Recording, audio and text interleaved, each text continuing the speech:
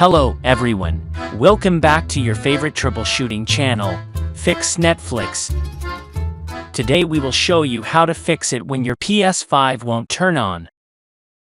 Before we start, if you find this video is helpful, please give it a thumbs up and subscribe to our channel, Fix Netflix, for more helpful tech tips and tutorials.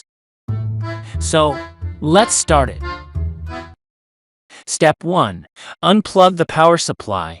Disconnect the power supply from your PS5 and the power outlet for 30 seconds. Reconnect the power supply, then try turning on the console. Step 2.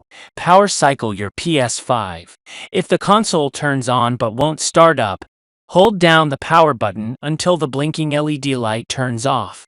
Disconnect the power supply and let the console sit for 20 minutes. Then reconnect it and try turning on the system. Step 3. Try to insert a game disc.